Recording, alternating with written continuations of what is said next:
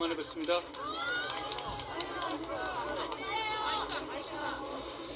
1년 전 오늘 대한민국은 비상계엄이라는 위기를 겪었지만 몇 시간 만에 위기를 극복했습니다. 민주주의의 굉장한 회복력을 보여준 대한민국과 대한국민들을 존경합니다. 비상계엄을 막은 것은 피땀으로 이룩한 자유민주주의 시스템과 이를 삶에서 녹여내고 실천해온 국민들이었습니다. 당시 여당 당대표로서 계엄을 미리 예방하지 못한 점에 대해서 다시 한번 국민들께 깊이 사과드립니다.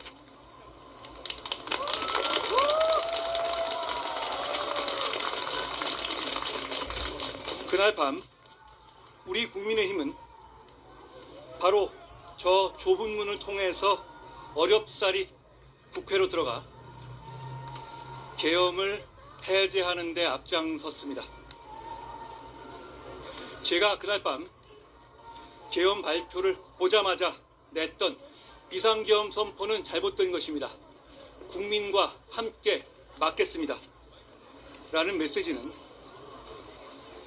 개인이 아니라 국민의힘의 당대표로서 지지자들과 동료들의 마음을 담아서 공식적으로 냈던 메시지였습니다.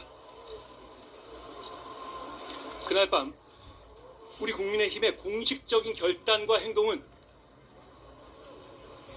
우리가 배출한 대통령이 한 비상계엄일지라도 앞장서서 막고 단호하게 국민의 편에 서겠다는 것이었음을 기억해 주시기 바랍니다.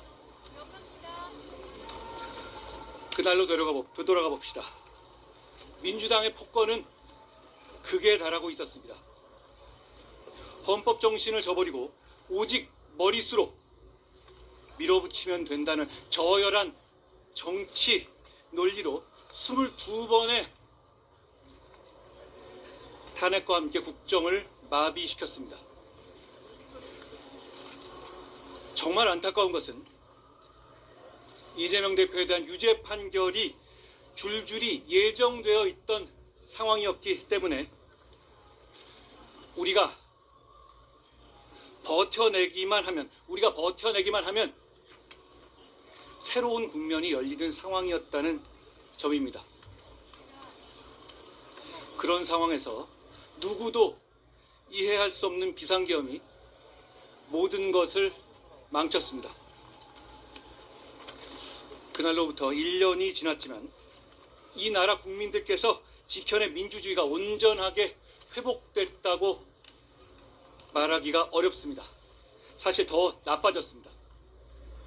대한민국 사회는 길을 잃고 있습니다. 민주당 정권에서 대통령실 특활비는 부활했고 대통령실 앞에 집회는 더 어려워졌고 실세 측근 비서관은 국회에서 불러도 나오지 않고 철석같이 약속했던 특별감찰관은 감감무소식입니다. 자기의 유죄 판결을 막으려고 대통령이 사법부를 겁박하고 사법부 인사에 개입하고 검찰을 폐지하고 있습니다.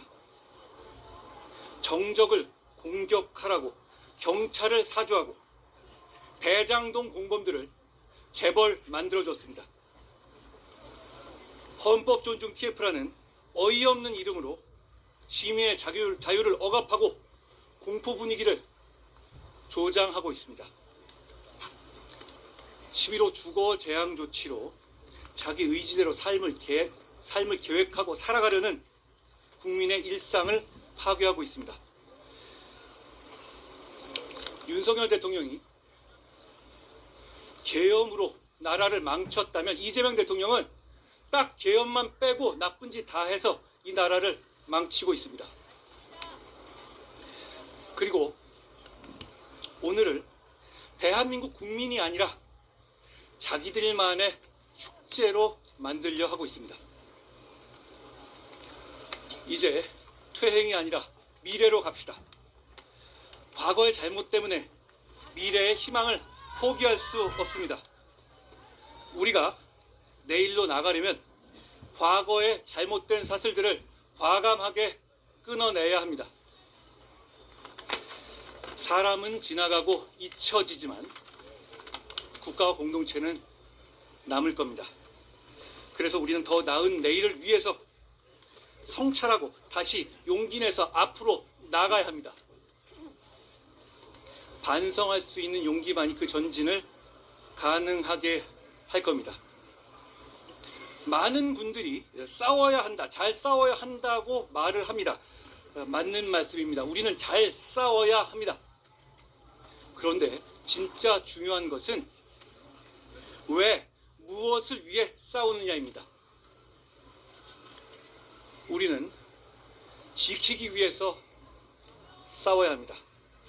해방 이후 전 세계에서 가장 위대한 성취를 이룬 이 나라를 지키기 위해서 싸워야 합니다. 지난 몇 달간 민심 경청 과정에서 보았던 평범하지만 거저 얻을 수 없는 국민들의 소중한 일상을 지키기 위해서 싸워야 합니다. 우리가 공기처럼 여기는 민주주의, 세계 초강대국이 수천억 달러 지원을 강권할 정도의 강한 경제, 세계를 매혹시키고 있는 우리의 문화를 지키기 위해서, 이 모든 것을 지키기 위해서 싸워야 합니다. 지켜야 한다는 생각에 동의하기만 한다면 생각이 다른 사람들끼리도 힘을 합칠 수 있어야 하고 반드시 그래야 합니다. 상식적인 시민들이 뭉치고 말하고 행동해야 합니다. 끝으로 상처 입은 보수 지지자들께 말씀드리고 약속드립니다. 우리가 정말 어렵게 온 힘으로 만든 정권이 허망하게 무너진 것이 고통스럽지만 우리는 산업화와 민주화를 일궈낸 대한민국의 주역입니다. 우리가 대한민국의 절반 그 이상을 바치고 있어야만 대한민국이 건재할 수 있고 번영할 수 있습니다. 그러니 우리는 포기하지 말아야 합니다. 우리는 다시 일어설 수 있습니다. 반드시 그렇게 될 겁니다. 고맙습니다.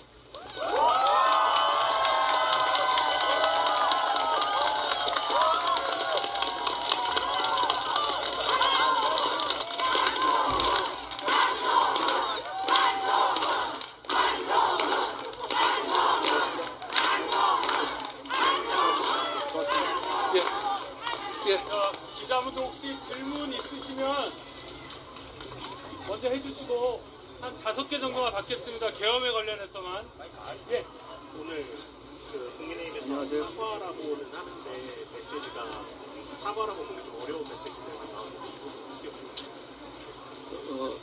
저는 우리 국민의힘에 소속된 다수 정치인과 우리 국민의힘을 지지하는 상식적인 시민들은 이미 국민들께 사과하는 마음이다 라고 확신합니다. 사과는 받는 사람 기준이고 이 사과를 받을 분들은 국민입니다. 민주당이 아닙니다. 우리는 민주당에는 사과할 이유가 없습니다. 민주당도 이 상황을 만들 때 사과해야 될 사람들입니다. 그렇지만 우리는 국민들께서 그만됐다고 할 때까지 사과 드려야 한다라고 생각합니다.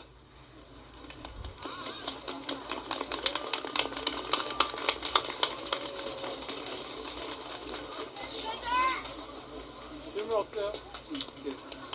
예. 이전에 개혁 이후에 탄핵보다 국익해지기가라고 말씀하셨는데 탄핵체제를 말씀하셨는데 그거에 대해서 지금 어떻게 생각하세요?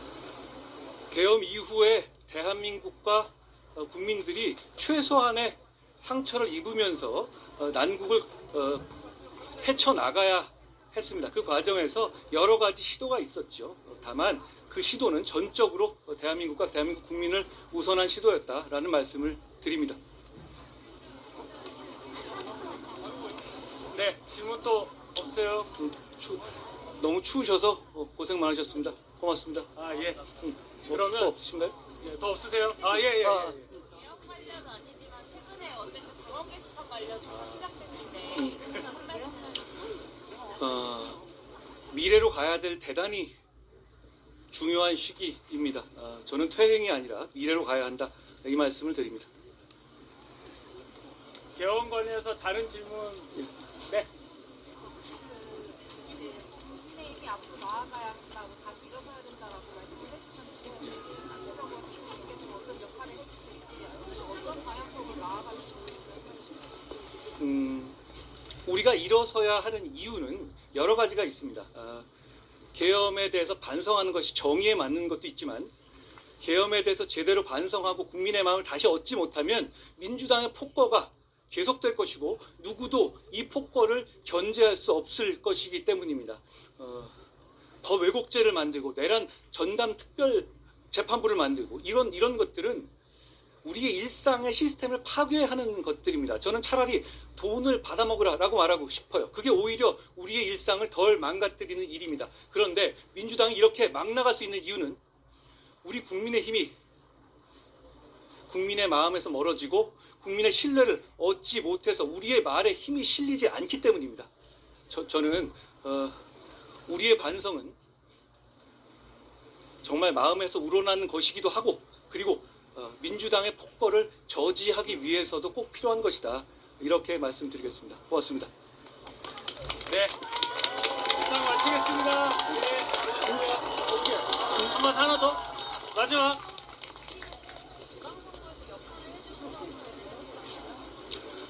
저는 국민의힘의 정치인이고 국민의힘이 국민들의 사랑을 받고 정말로 국민의 도구와 국민의 힘이 되기 위해서 존재하고 일하는 사람입니다. 할 수 있는 모든 것을 하겠습니다. 고맙습니다.